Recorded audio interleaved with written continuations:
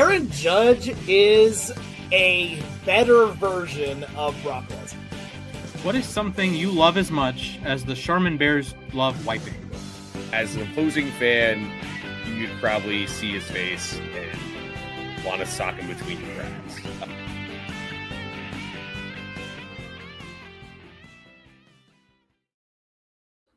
Good evening, everyone, and welcome to Losses Above Replacement, the greatest baseball podcast, two greatest years.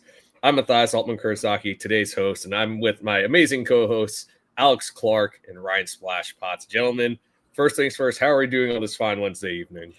We are doing fantastic, and yeah, always good to have XYZ Ball in the chat. Thank you so much for tuning in, my guy. Yep. But yeah, no, I'm doing solid. Yesterday's WBC was so much fun to watch. Here, that was, I think I used the term masterclass probably about 30 different times for pitching-wise. Here, that was absolutely brilliant. Here, I don't know. We're going to talk about it a lot more here, but I got to tell you, that was a game that just makes you feel things because it was a powerful game on both sides. Yeah, shout out to Ronald Acuna, my GOAT, my Pookie Bear, my World Baseball Classic champion. But otherwise, I'm just in the doldrums. All of a sudden, I'm sick or I'm losing my voice, so I won't be a main character today, just a side piece. Yeah, I'm a bit jet lagged. Got back from Japan on Sunday night. I will say I'm adjusting a little quicker than I expected. I adjusted really quickly, actually, when I went there. Maybe it's because we got there very early Saturday morning, like around 5 a.m. After customs and all that, we got to our house about 8, I'd like to say. And because I stayed awake and didn't nap, I went to bed a bit after 9 and I slept for about 10 and a half hours, which I don't think I've done that probably since I finished grad school. And I was basically fine with the time change after that. So that was nice. The house is, this is the first time I've been there since we renovated. And I'll say it's like night and day, except for some reason, the entrance, like the little hallway where you enter, is freezing cold. It's colder colder in the house than outside, which is kind of wild because it's also not particularly warm this time of year in Japan. But other than that, I mean, the trip was great. It was nice to see some family friends who I haven't seen, who I don't get to see very often anymore. Met some people who worked with my grandmother back a few years ago.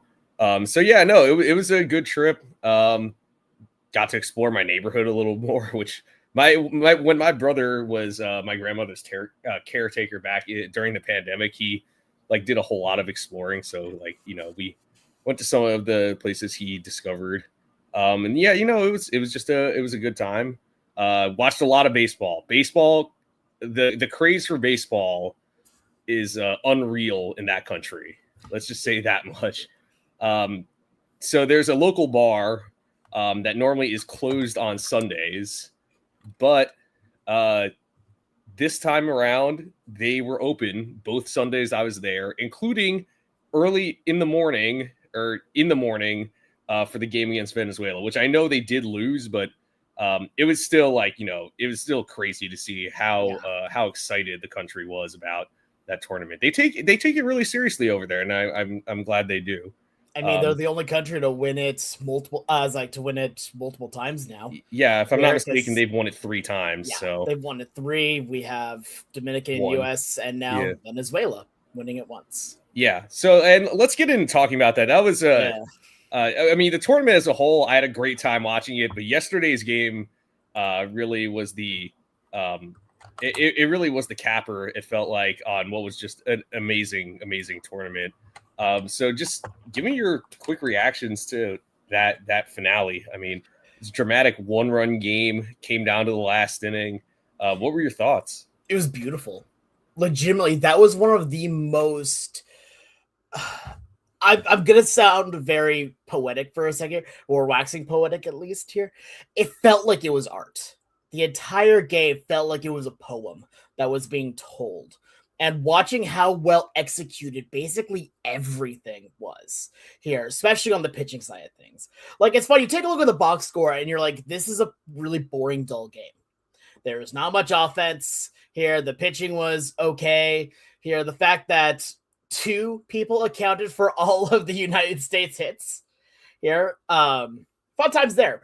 But as you watch this game, it felt like these 2 juggernauts that were just going head to head, bashing into each other over. It felt like the idea of the what was it? The immovable object versus the insurmountable force. Here, I think something like that. That's what it felt like the entire game. How well is this Venezuelan pitching going to hold out? Because even though the offense for the U.S. has been really weak over the course of the tournament, you see these players. When you have a lineup that includes players like Aaron Judge, Will Smith, Cal Raleigh, Kyle Schwarber, all these guys here, you just have to wonder, when are they going to break up? Because it's not a matter of if, it's a matter of when. Although, to be fair, this time it did turn out to be that matter of if until the 8th inning, which this is a bit of a hot take here on this. Mark DeRosa, yes, I understand, was honestly terrible throughout the WBC, personally. But the decision to pitch to Bryce Harper in that situation, I think, or at least to keep in Machado to pitch to Harper, was a mistake, I think.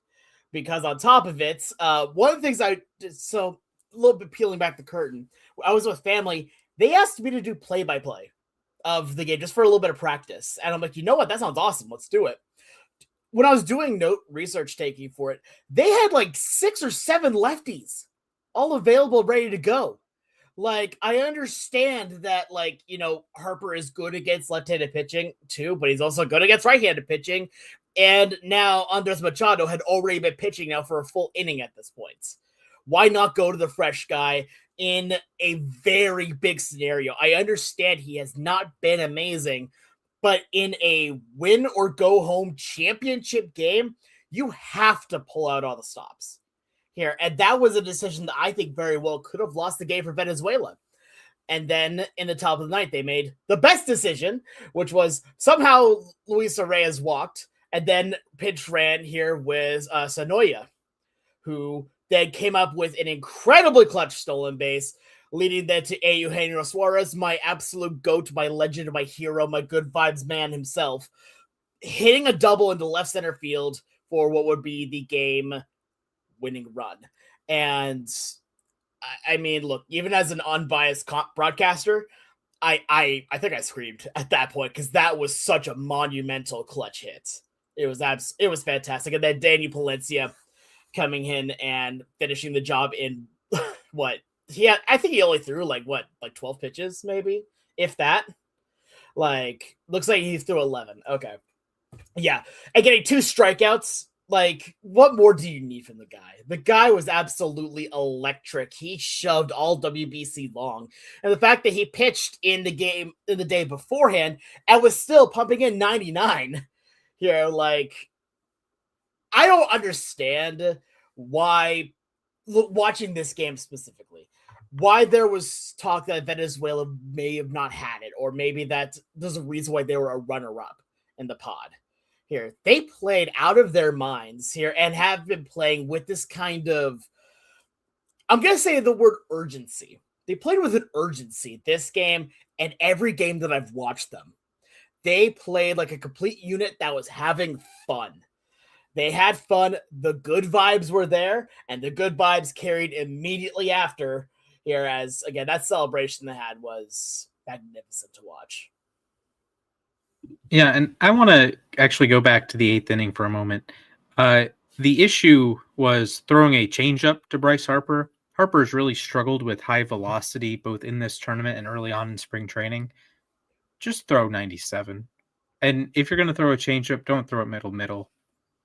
I'm sorry. So just Venezuela, a really gritty performance. You know, they came into the tournament and they were plus 900 to win. They were sort of 4th favorites.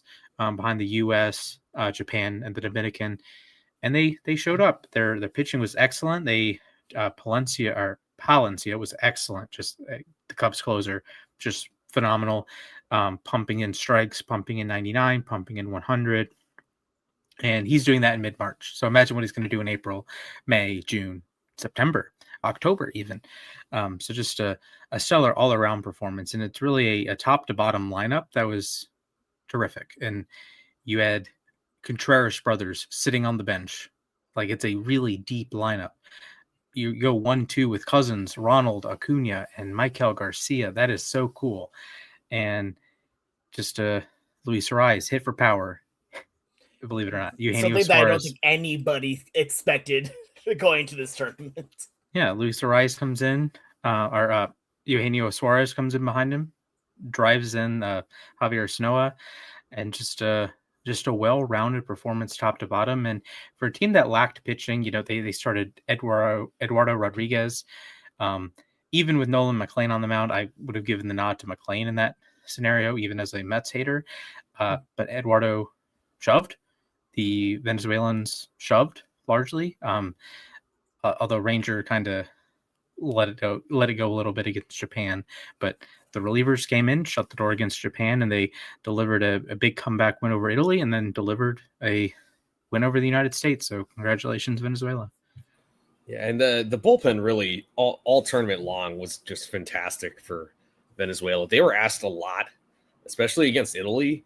Where starter Keter Montero gets knocked out early in the second inning, and they didn't allow a run for the rest of the game. That's over 7 innings of scoreless ball. And then to go back out there, I mean, other than that one bad pitch by Andres Machado, they were great. And Daniel Palencia was only available in a save situation, and he made the most of that. I mean, he blew away Kyle Schwarber, got that pop up to Gunnar Henderson, and then blew away Roman Anthony with triple digits. It just looked like he was overpowering the U.S. offense, and really, obviously, everyone's been quibbling with what Mark DeRosa was doing, and one of them I was going to bring up was not bringing Mason Miller for the 9th inning, but it turns out Mason Miller was also only available in a save situation, which was a little confusing to me. You let your guy go to the World Baseball Classic. You figured you would let them pitch in the championship game. I understand why David Bednar wasn't available. He's had to do heavy work.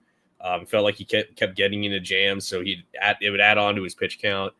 But the other decision I was wondering about was when Will Smith batted as the tying run in the 7th inning. You could have done one of two things. It's a righty on righty matchup. You could have had Cal Raleigh pinch hit there. I know Cal did not have a great tournament. He struggled. He went 0 for 9, but he did hit 60 home runs last year. Just throwing that out there. You could have had him pinch hit, and who knows what could have happened there. Or you could have had Gunnar Henderson pinch hit, put him at third base since he was going to come into the game anyway, and then put Cal behind the plate. The deciding run basically was scored after Sanoha stole second base. And the thing is, Sanoha didn't have a great jump there. A good throw gets him by plenty. I think Cal probably makes that throw and gets him. He has the better arm. So I do question that decision making, but I think Venezuela really earned it. They played with more juice. Look, like the whole tournament, it just felt like they were having more fun out there from start to finish. They were not favored at any point really in the tournament, other than maybe the game against Italy. They were not favored to beat Japan or the DR. Obviously, they didn't beat the DR, but they were the only team until the U.S. beat them that gave the DR any resistance. They upset Japan, which was huge. You take out the defending champions. That home run by Willie Abreu is probably the biggest swing of the tournament. I mean, I think it's safe to say that was insane. Even as someone who's Japanese, I had to just admire that. It was amazing. Honestly, the guy I'm happiest for though is Miguel Cabrera. Yeah. He played in every single World Baseball Classic for Venezuela, never got over the top. This year on the coaching staff, finally gets over the top, gets a win. Also, shout out to Johan Santana. He was the pitching coach this year. So yeah, I don't know. Top to bottom, I thought Venezuela deserved it more. It seemed like they wanted it more. And you know, I think, yeah, I mean, I'm really, really happy for them. They truly deserve it. Absolutely. This was an incredible game, and XYZ Ball and chime me in. That's San Francisco Giant Luis Reyes. So fun times, you know. Again, I like Luis. I like Reyes. We've talked about this before. But I want to kind of bring up here as well that this game felt very, what's the word I'm looking for on this? I'm actually going to start over on this. Venezuela played with more heart in this game. They have been playing with more heart over the course of the entire tournament, where they have been pulling out gutsy win after gutsy win after gutsy win here, and they were the underdogs. I don't think anyone would say that here, but I do need to bring up a couple things here with it. In order to be a winning underdog, you have to go and find something that people don't see. You have to find something that makes people work, and I'm going to bring up here Eduardo Rodriguez. Here, Eduardo Rodriguez put together an incredible start, especially considering the circumstances on everything with this. And there was a name that kept popping into my head as I watched him pitch. CC Sabathia. This looked like Yankees CC Sabathia here. Again, a lefty, not a whole ton of velo anymore, and incredible move, incredible execution here to where he was setting down these hitters with an almost like surgeon-like precision. Again, when you get multiple strikeouts here that are on pitches that are not in the zone, which again, you may say, oh, that's a bad umpire. No, that's a good pitcher a lot of the time, because people don't like to think this way, but a good pitcher is able to understand where the zone is, and it may not always be the line that is that you see here on the score sheet here, unless actually that you see in the graphics, until ABS happens. But even then, you get a very limited amount of ABS like challenges. What isn't limited as much is the zone that the umpire is using. And if you can find that zone and you can manipulate it here, that is a powerful thing to do. I know you're bringing up this much. This was a bad one. I'm not going to defend this in any way, shape, or form here. I know, Splash, you bring this up just to spite me. I understand this here. But I'll say that, obviously I am Japanese American. I was, it's still, for the most part, you're rooting for the U.S. here, but it was a great game, and it just kind of hurt to see that game end like that. I'm not going to guarantee that, Fernando Tatis comes up and wins the game or ties the game for the DER, but he would at least get a chance to do it. Also, Perdomo worked a great at bat there, and it was kind of just ripped away from him. Yeah. But yeah, I mean, I had a great time watching this whole tournament. I didn't really get to watch a ton of complete games. Because they're normally going on in the morning for me, except for the games that were going on in Tokyo and they were happening in the evening. But it was just it was a great tournament. I think it proves to people that this is worth watching. And I hope the Olympics, they let major leaguers play. And whenever the next World Baseball Classic happens, I hope we get great participation like we did this year.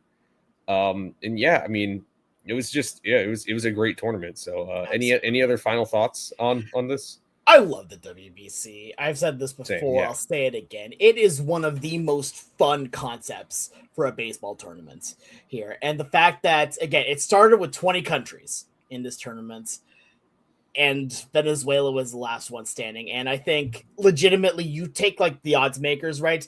The three teams that they thought were the highest odds to win the tournament were USA, Japan, and Dominican Republic. Fourth would probably be Venezuela. And Venezuela came forward and shocked the world.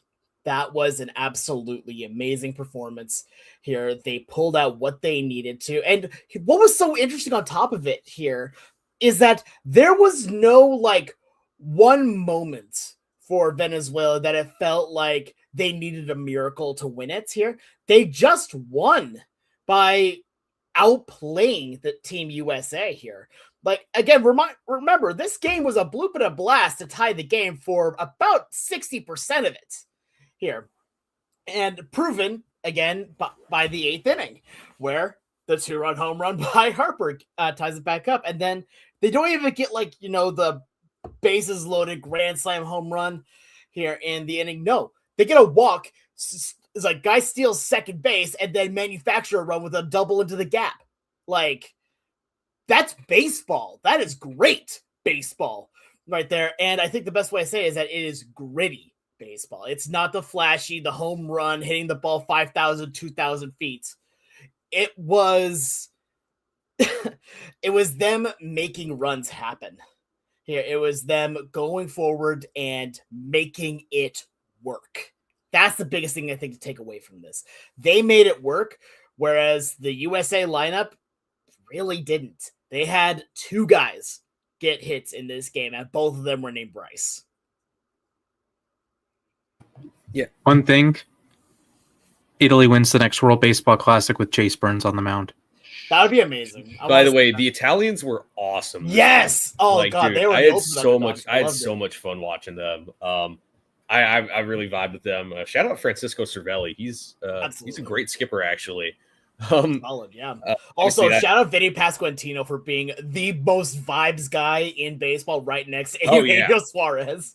Yeah, no, Vinny's awesome. He was the right captain for that team. I don't know. The Italians, they were. I know they're kind of like the USA JV squad because like 90% of them were born in the US, but like, I mean, that's the thing is a lot of them probably could make the US national team. It's just like, they're representing Italy, and I thought they did a great job doing so.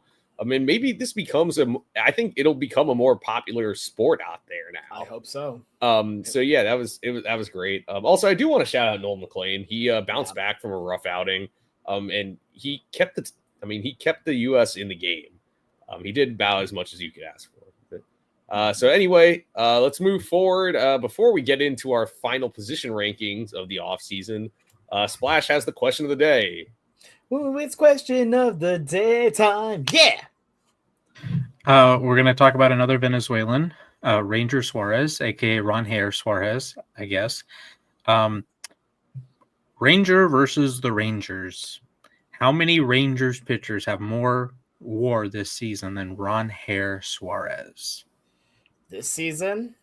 Ooh. I'll go with. I'm going to go with 2. I'm going with 1.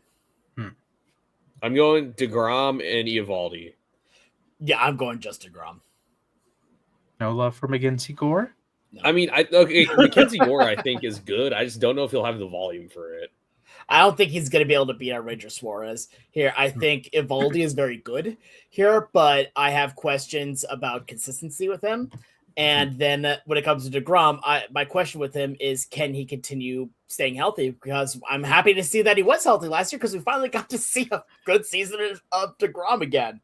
But although some of it was against Seattle, so I didn't enjoy that part of it. But which team made the ALCS anyway? Fun times there. I still think DeGrom's the only one that eclipses Suarez on that, though.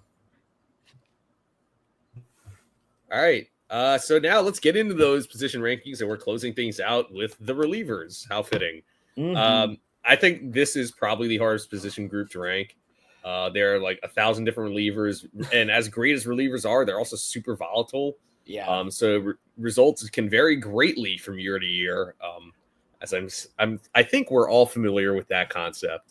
I think we're also all familiar with the fact that I think all of our guy that was in our top 3 is not even mentioned anymore here this year. Yeah. So why. Yeah, I mean, we want to address the elephant in the room here. My number 1 closer last year is no longer playing baseball. Yeah. And I don't know if he ever will again. So probably not. Yeah. So anyway, I say we dive right in. Let's go to Splash here. Kick us off with your number 5 reliever. All right, fellas, I'll keep it brief. Number 5, I have Cade Smith of the Guardians Nice. stepping in for betting man. Just locked down, strikes everybody out, just doesn't allow much hard contact. He's exactly what you want in a reliever. The only thing the guys ahead of him have are a little bit more longevity.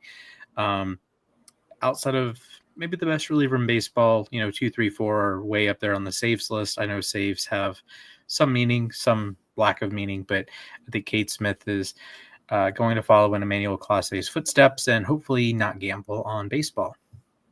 We can only I certainly hope not. Absolutely. I'll go into my number 5 then next. Here. So first, I have a couple honorable mentions. Cade Smith is not on my list. He was the first guy that was omitted off here. Like, he's number 6. Abner Uribe, I think is fun. Devin Williams is also one of those guys that is just, when he's on, he's one of the best out there. But my number 5, I put Andres Munoz. I love me Andres Munoz, and he has proven now. He broke one of the Mariner curses of being a great closer that does amazing one year and then falls off the face of the planet the next here. So now we finally have seen a actually amazing Andres Munoz and a great closer here that Seattle's going to continue to have for a while. His fastball velocity is strong. The slider is arguably now his best pitch. Here, the sinker that he throws in there just to mess with timing a little bit, it's been strong. And even the kick change, whenever he does decide to throw it, which is a grand total of once every 2,000 pitches, has also been very, very effective. He's on a team now also that is contending, and I don't feel I've been part of a lot of Mariner teams that have a closer that is very rocky, and when I see them come out from the bullpen, I'm like, oh boy, here we go. Fernando Rodney, how are you doing? Brandon League, how you doing? But Andres Munoz, I don't feel that. When he comes in, I'm like, all right, it's go time. Let's see it happen here. So he's also just a great guy too. Look, I want no disrespect at my homeboy Ryan Walker. Go Cougs, by the way. So fun story for you, because I don't think you know me almost at all here. I went to school at Washington State University. I called doing play-by-play of Ryan Walker back when he was in college too. So I watched him back then. He was fun. Anyway, back to this. Munoz, honestly, he has the potential to be at the top of the list. He does. Do I think he will? Probably not. I do think he has potential to at least be top 3. But you guys say that this was a hard list to make. I made mine pretty easily. There was a number of guys that really stood out to me, and it was just about kind of ordering a few of them, at least from on my end of things. Yeah, so I don't know. There were so many great relievers last year, the last few years, that I had to make some tough omissions. Garrett Whitlock, not on my list. Brian Abreu, not on my list. Josh Hader, not on my list. And I think Andres Munoz was my first guy off. I wanted so badly to put him in my top 5. He is one of my favorite pitchers to watch in all of baseball. It feels like every time was the right decision. It feels like every time he's in a game, I have to turn the TV on. Yeah. But I had to leave him off for these other guys. Starting at number 5, and I feel like I might be the low man on this guy, honestly. It's Aroldis Chapman. This guy just completely surprised me. Talk about finding the fountain of youth. 1.1 ERA. All of a sudden, his walk rate was the lowest of his career at 6.6. His strikeout rate was still 37%. He was still sitting high 90s, if not better, with his fastball. It felt like he remade his arsenal, started throwing a splitter a little more, in addition to his slider. At the age of 37, I did not expect this in the slightest. You look at his StatCast page, as Splash has up right now, it's a whole lot of red. Aroldis Chapman, I thought that we had seen the best of his career already, and honestly, that could be considered his best season. I don't think it actually was, but I mean, he was just simply fantastic. 0.7 whip. I mean, where did this come from? Is it really just from Connor Wong telling him to aim his pitches a little more? But yeah, I mean, Chapman, I think over the years, as he's lost velocity, has become more of a pitcher compared to a thrower. And yeah, no, he completely dominated last year. The only reason I don't have him any higher is he's entering his age 38 season. And like I said, relievers can be really volatile. Who knows if all of a sudden age catches up to him and he's awful. But I still think he's going to be plenty effective. I don't know if he's going to be a 1-1 ERA guy this coming year, but really, I'm just amazed. Like I said, I thought his career was heading towards the exit, but we're looking at a guy who by the end of this year could have 400 saves. And we're going to have a tough conversation when it comes to the end of his career, whether or not he'll end up in Cooperstown. So he's my number 5. And why don't we roll into my number 4? At number 4, it pains me to say he's on the Philadelphia Phillies. It is Yohan Duran. Duran, I mean, good for him. He got to a contending team, and he was great. I know he had a bit of a blunder in the NLDS when he walked Mookie Betts with the bases loaded. But other than that, I mean, really, it was a great season for him. 2.06 ERA. It's a big bounce back season, I thought, from kind of a disappointing year in 2024. 2.51 expected ERA. His strikeout rate did go down a little bit, especially for a guy who throws 100 miles per hour with a ridiculous splitter and slider combo and curveball. But overall, it was a great year for him. I think the Phillies found their guy. It felt like they had this like sort of revolving door at the closer position. And now they have a dude they can constantly rely on in the 9th inning that comes in with a crazy light show. But yeah, overall, still struck out 10 batters per 9. Like I said, averaged 100.6 on his fastball, 2.1 F4. He's still projected to be pretty high this year. And he's only 28 years old. So we probably haven't even seen the best of Yohan Duran. The Phillies have this guy for a couple more years, and they got a great one. I'm honestly not looking forward to facing him all the time. But yeah, Yohan Duran's my number 4.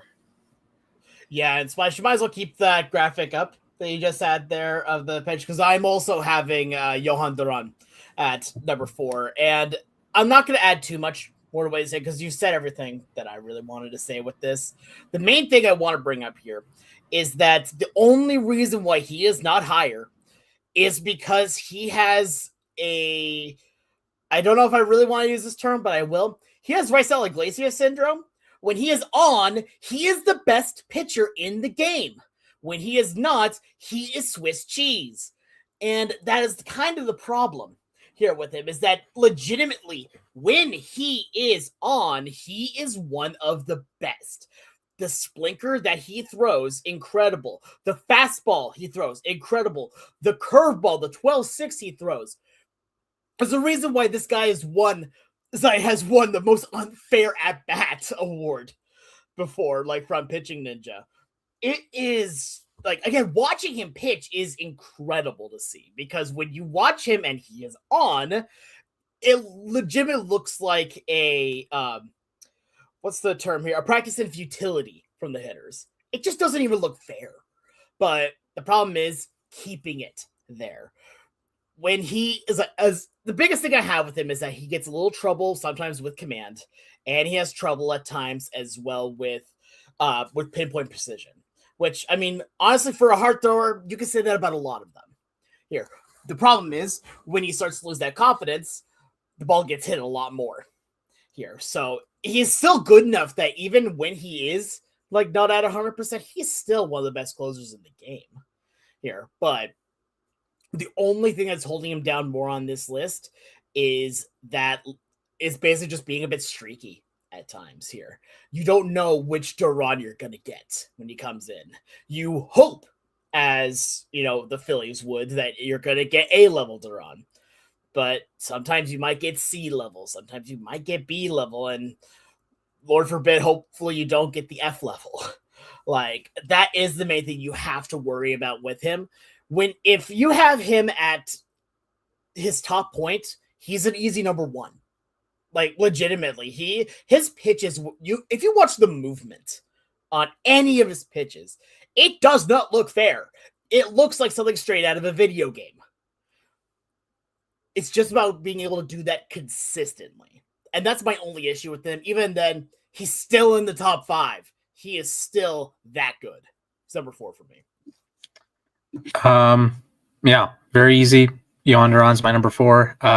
My tagline: how does anyone hit this guy? I don't know.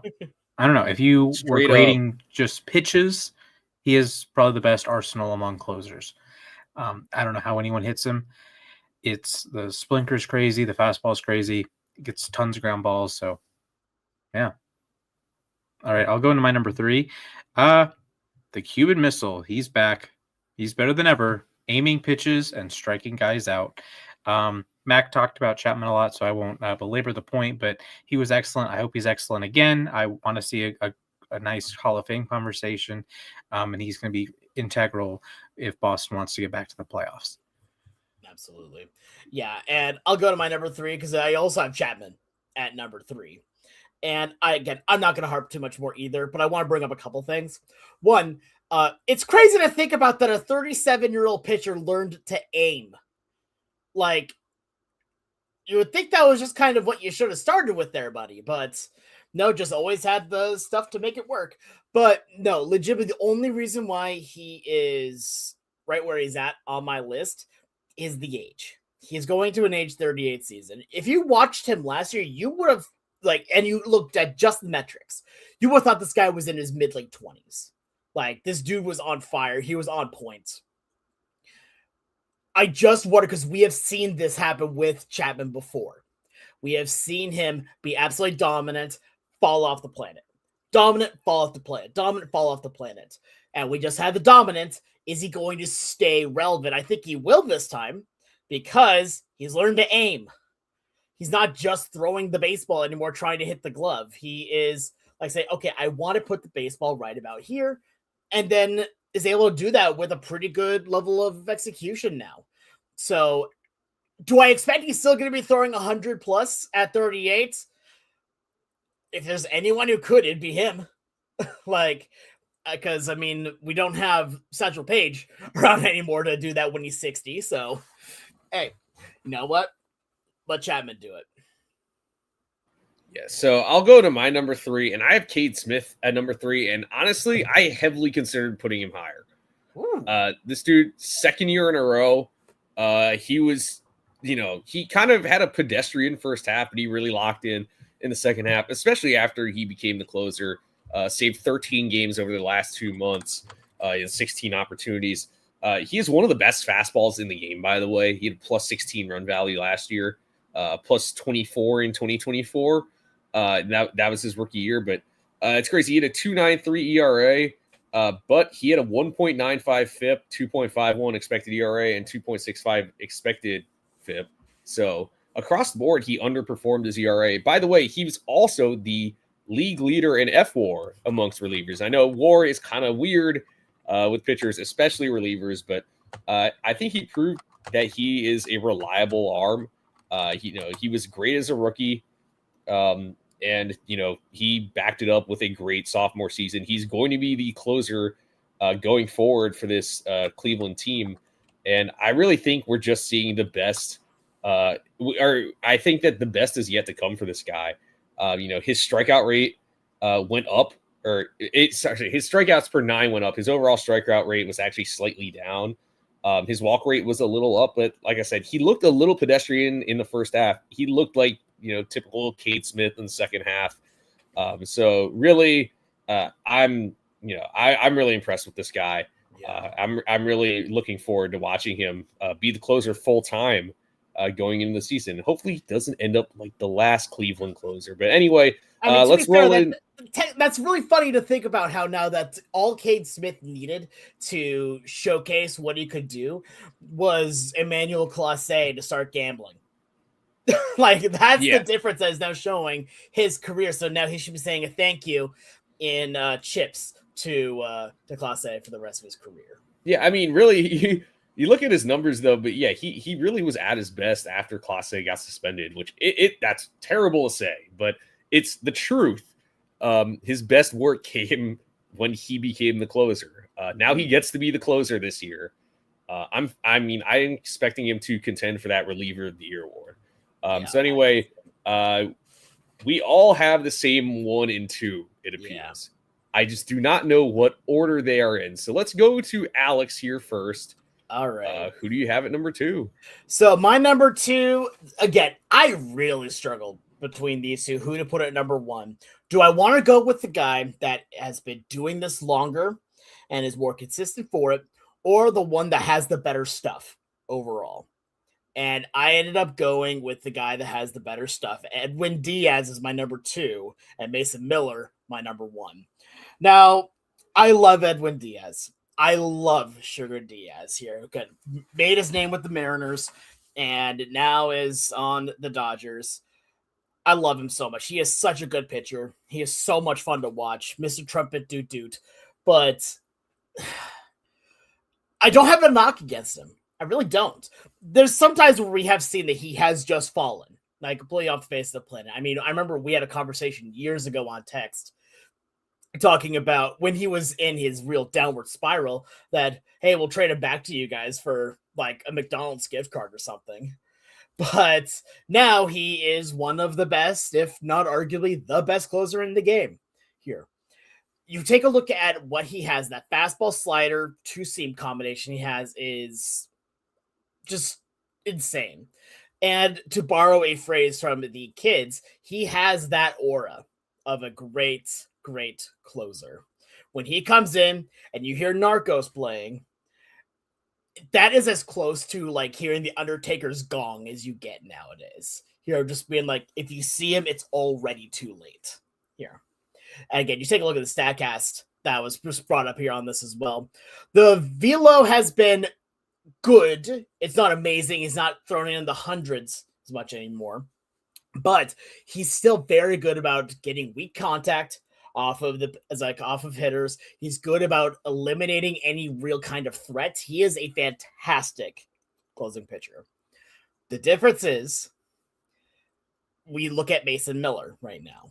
Mason Miller is on another plane at the moment. The fact that he can throw these fastballs in at 101, 102 consistently with a slider that, mind you, remember last year, got an immaculate inning. He got an immaculate inning just throwing sliders. Like, that's kind of insane to think about. Like, watch this highlighting right here. That velocity is the best in baseball on average, 101. He has the best breaking run value here with that slider of his. This comes down to, again, do you trust the guy that's been doing it longer or the one that has the better stuff in general? And you can't go wrong either way. Legitimately, if you see either of these guys coming in from the bullpen, here you'd feel like, oh crap, here we go again. That's what you're feeling like. And it makes it even harder when you have a bad strike 3 call that ends a very good baseball game here. That's about two ball lengths down out of the zone. That's now you have to worry about that pitch as well, apparently now being a strike 3 call. So, hey, Mason Miller is, we were talking a while ago about should he be traded at all by the Athletics here because his value is either too great or not as, like, it's too great to be traded. I think we're starting to see just how good this guy is. Like, for a little bit, he was an unproven commodity. Now he's the best. He's the best in the game, and it's not it is a question, mind you, but it's a lot easier question to answer than a lot of the other ones now. Again, we're seeing right now some of the pitching ninja, like a pitching ninja video of some of the last strikeouts that he's had, and it's not fair.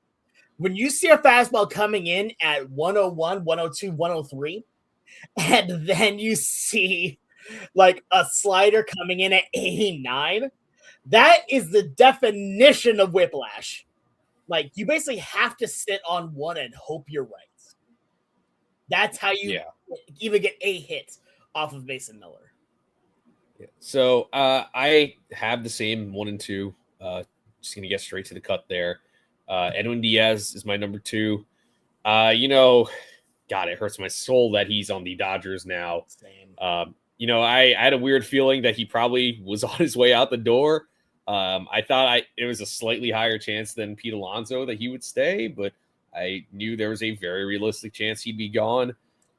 He was great last year, bounce back year. Really, here's the thing: is that he wasn't even that bad in 2024. He had a couple of bad outings that really just wrecked him early in the season. This year, he was kind of shaky in April. That's the thing. And then there was a game against the Phillies where he came out of the game with some type of injury, and it turns out he just needed to get adjusted. One of his legs was longer than the other, and he needed an adjustment, and he was basically unhittable the rest of the year. And I know there are some yellow flags, I guess we could say, that his stuff has declined a little bit. He's not throwing triple digits all the time anymore, but he's still excellent. He's learned how to pitch even with his velocity dipping a bit.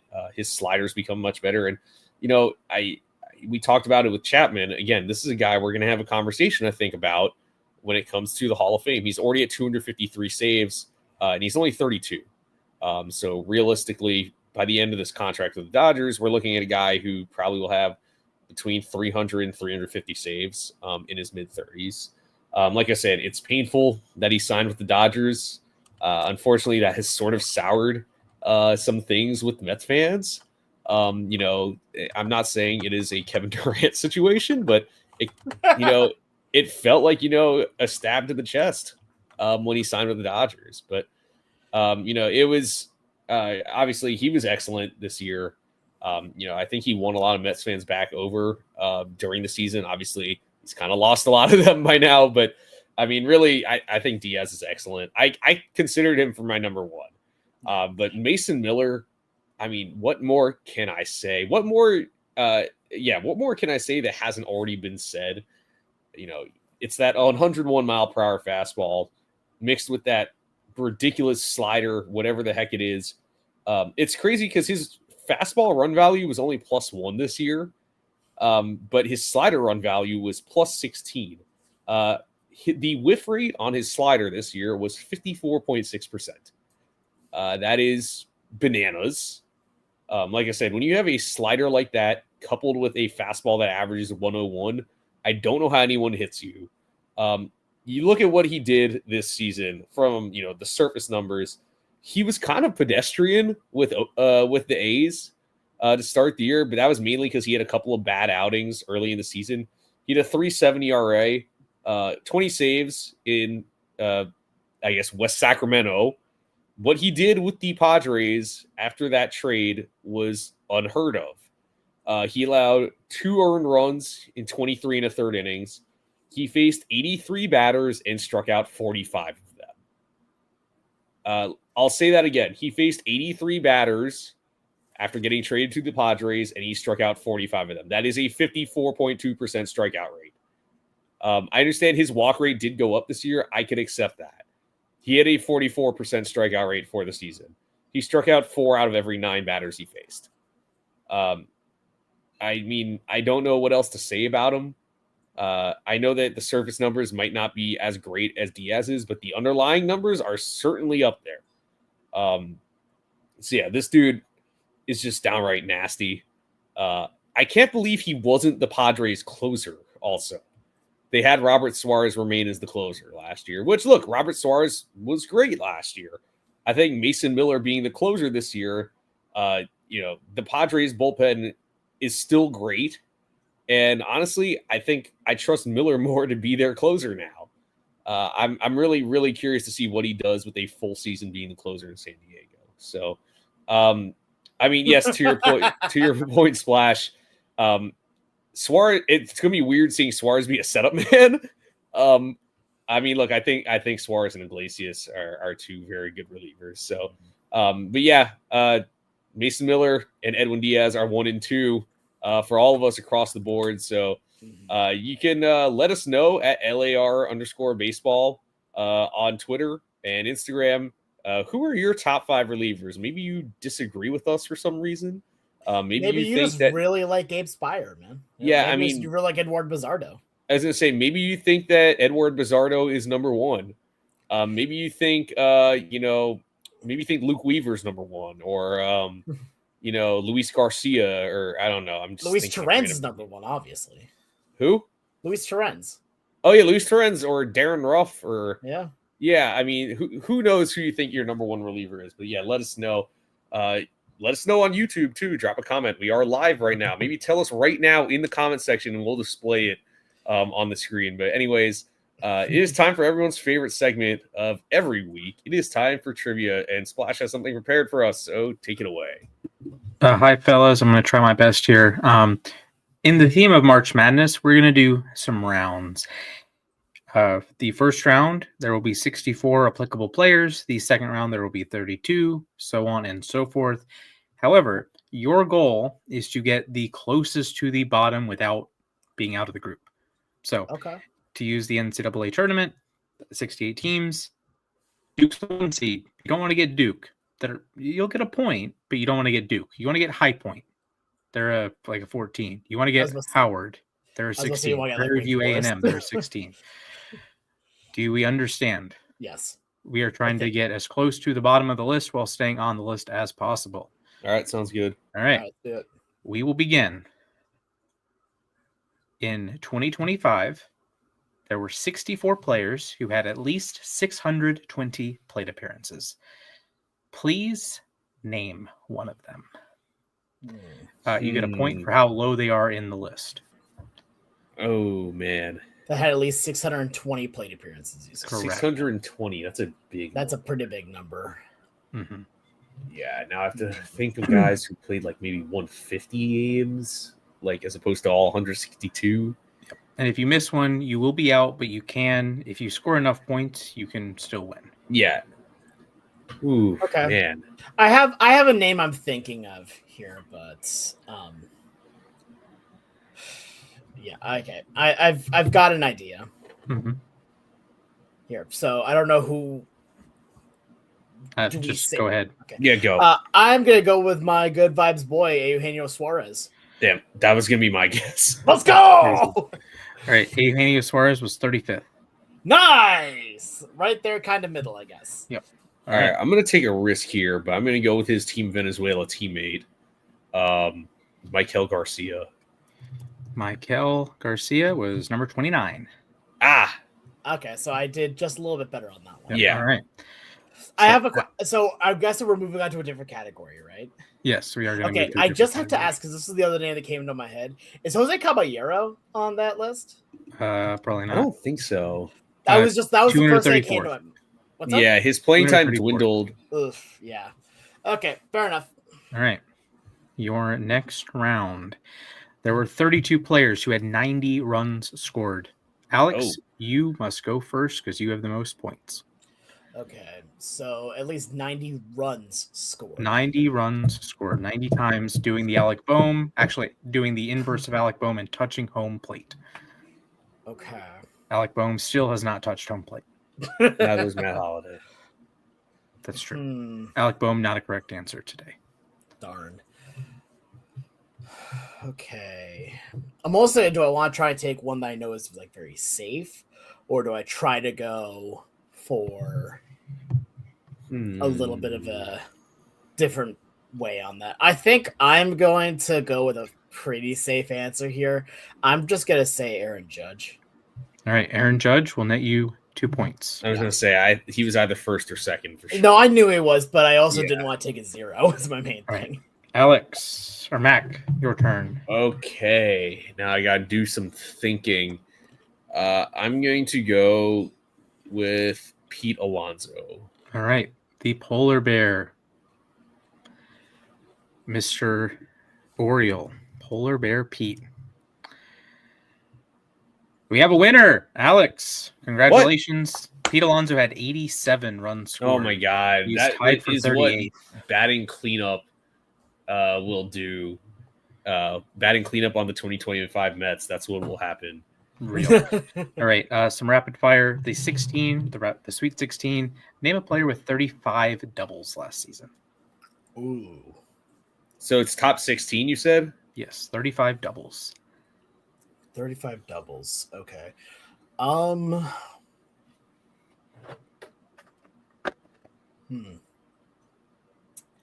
Doubles are a tough category. Yeah, doubles are a very odd category to have here. I'm also just trying to think of like high batting average guys or decent slugging. Let's go with Julio Rodriguez. I think he had 35 doubles. Sir? Did he? Sounds more like it probably is it if He had 31. Oh, I missed No, by all right. 4. Mac? I'm going to go with the guy that I know definitely hit over 35 in 2024. I'm going to go with Bobby Witt Jr. Bobby Witt Jr. led the majors 47. Okay, so you got 1 point. I only got 1 point.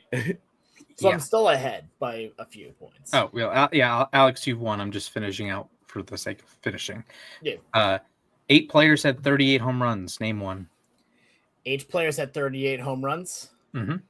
Okay, cool. I'm just gonna take the easy one here. And I'll say Cal Raleigh because I won already. So That's correct. Mac? Pete Alonso. Yep, he would be number 8. Yeah, I knew Right. that. Your top 4. Name one of the 4 players who was caught stealing at least 10 times. I honestly have no idea here. Yeah, I'm just gonna go Caballero again. That is correct. He was tied for second with 11. O'Neal Cruz. That would be incorrect. He was very efficient as a base stealer. He was 38 of 43, so only 5 Whoa. CSs. Wow. All right. Name one of 2 players who had 120 walks. I mean, Juan Soto. That is correct. He's number 1.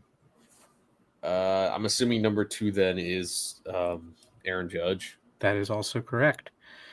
All right. And then the last round. Name the only player in the majors to have 25 hit by pitches. What? He had 27. Did he actually? Yeah. Oh my god.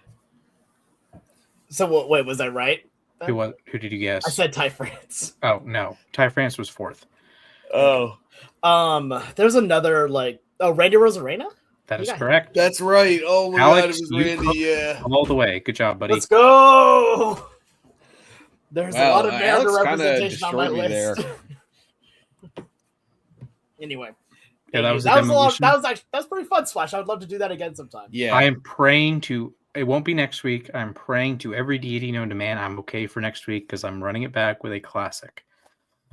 All right, I'm excited for it. Very, very excited for it. All right, but thank you very much for that. All right, Matt. All right. Yeah, thank you for that, Splash. And now it's time for the moment to ourselves, how we end every show, 60 seconds or so to talk about whatever the heck is on your mind. Does not have to be baseball related. So who here wants to go first? I'll go first today. All right, Alex, your time starts in 3, 2, 1, begin. So I have a couple topics for today. First of which is an update on weight loss and all that. Doing pretty good. I'm now in the low 290s now. So I've been keeping that going here, and it's fun to see that my pants are getting a lot looser. Here, I actually got to it's like I took a pair of jeans that I was wearing, and I had like this much space I was able to pull it out from. So always love to see that. Second thing to talk about here, I got absurdly lucky the other day, and now I'm just hoping that luck continues here. So for those of you that know Pokemon trading cards and all that, I went to a pre-release event here for the Perfect Order sets. And I was lucky enough in some of the bonus packs that I got, pulled the SIR Mega Zygarde EX card that just itself raw on eBay was selling for between $250 and $400. But I was looking at it and the centering looked really good, didn't have any damages on it. So I just had it sent off to PSA for grading. If that thing comes back at 10, it'll be worth multiple paychecks of mine. So please, very much please, can that come back as a 10? But I was just so happy to see I haven't pulled anything in a while. I have not pulled anything great. So getting that, a good way to lift the spirit. Yeah, that's awesome. I know people who are like really into the card scenes. So like, obviously, I know that that's like getting if it's graded super highly, that's like pretty sick. So yeah, Legitimately, the fact it's still weird because like there's not a market on it yet because again the card technically isn't out yet. It was in a pre-release thing, so there's no market yet for graded versions. So by the time that this comes back from PSA, having an actual graded of this could be a lot of money that I am very much going to be selling on. all right, Splash, you put your hand up, so I'll let Sure. you go next. All right, your time starts in 3, 2, 1, go.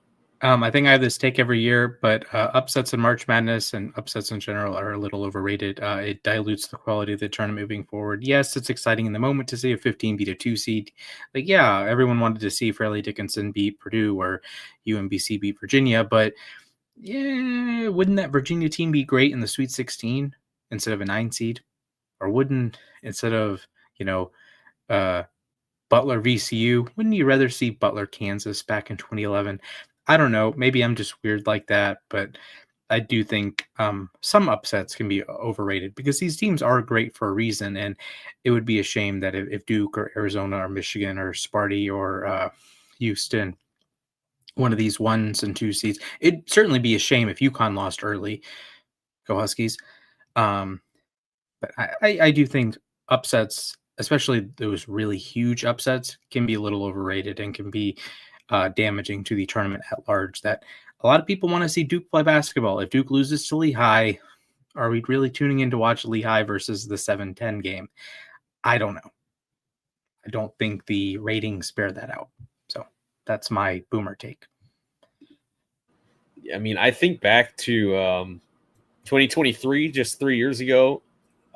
There were, if I'm not mistaken, the highest seed in the Final Four was UConn, and they were a 5 seed that year.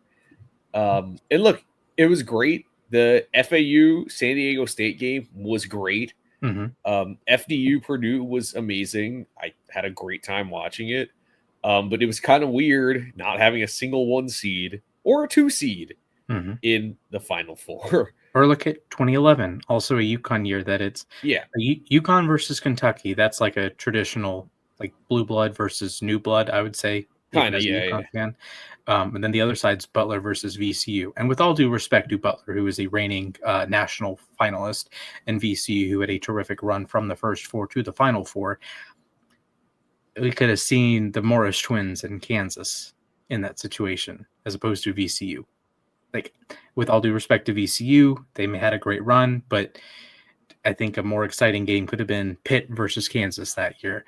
And it just, I get it. I love seeing the upset in the moment, but the next game when it's the 16 seed getting pounded, UMBC lost their second game.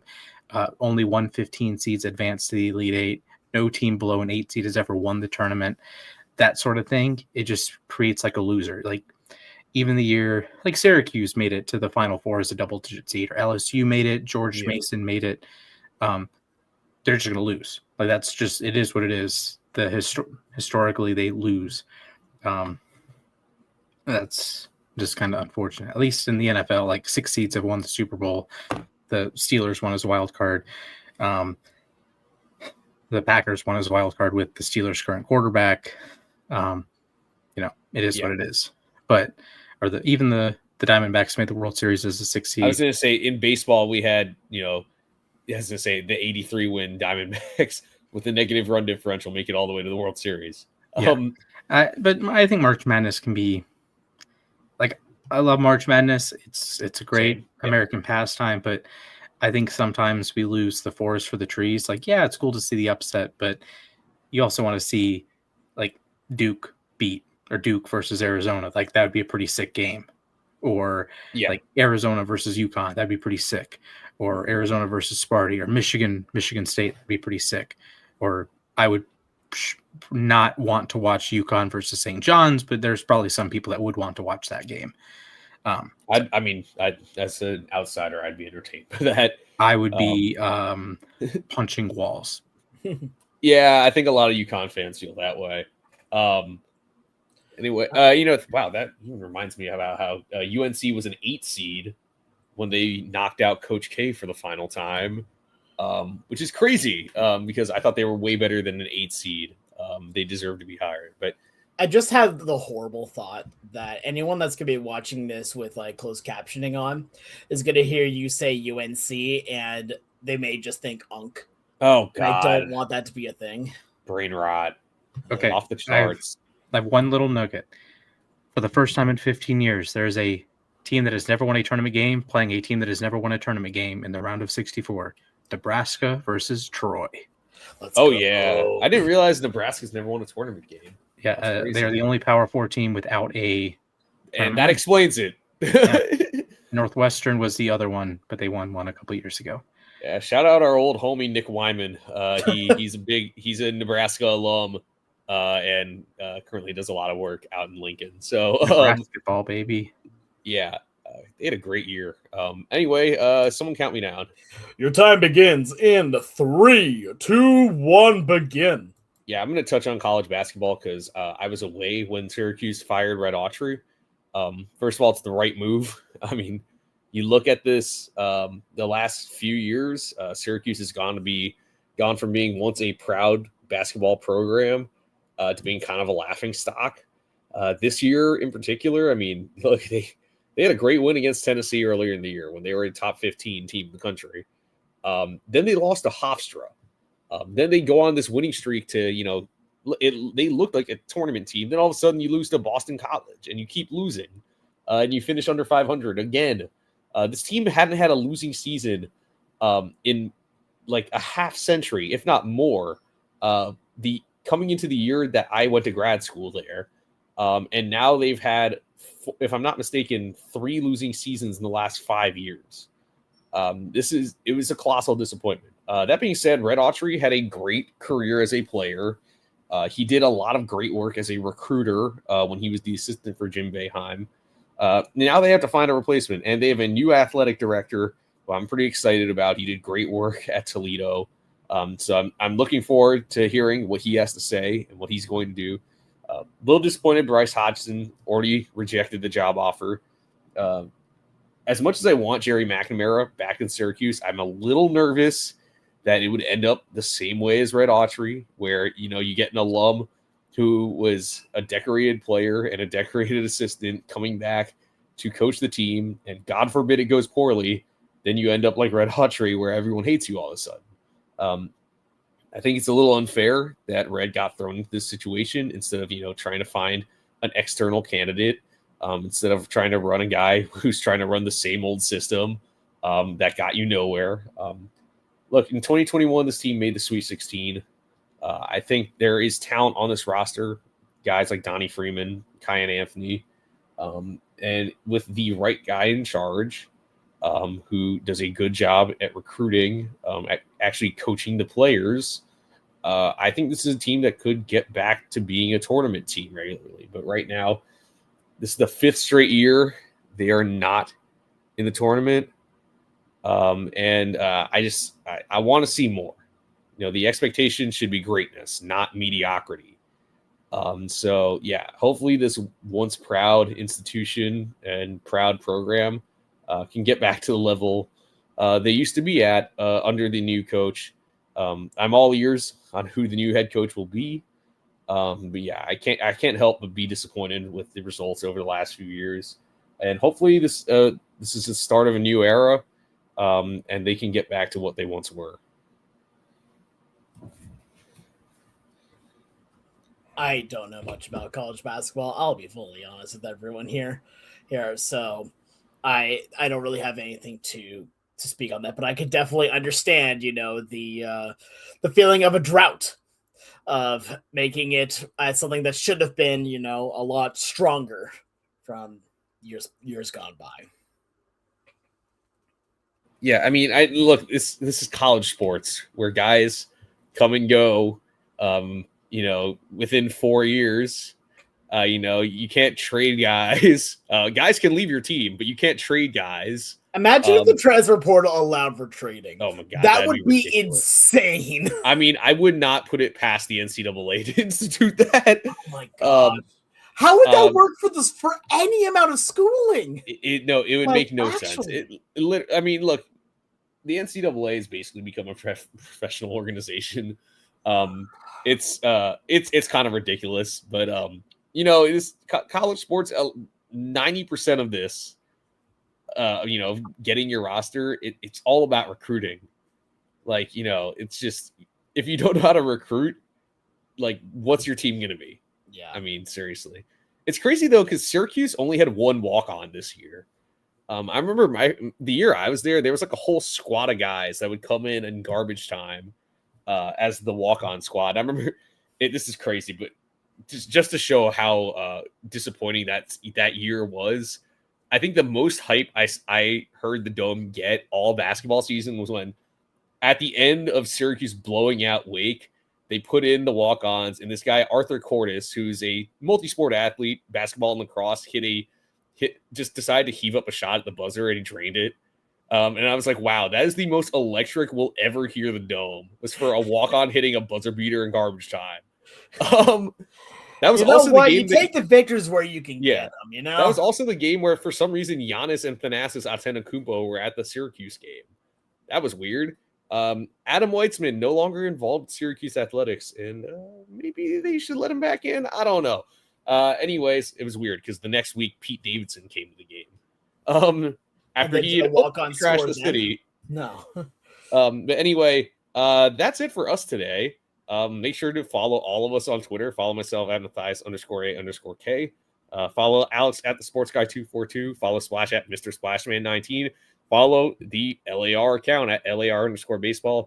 That's on Twitter and Instagram. Subscribe to us on YouTube, Losses Above Replacement. Make sure to hit that like button. Leave a comment. Tell us why you agree or disagree. Maybe you just really, really don't like our top 5 lists. By the way, now all of them are uploaded, so you can click through and see all of our position rankings. We are coming up on opening day. So you're going to get some more season predictions coming up. I cannot wait to go ahead and do that. But yeah, make sure you follow us on Spotify. Leave us a 5-star review on Spotify, Apple Podcasts, wherever you get your podcasts. But for all of us at LAR, thank you all for listening. Stay safe, and I hope to see you all real soon. Take care. Go crazy, boys!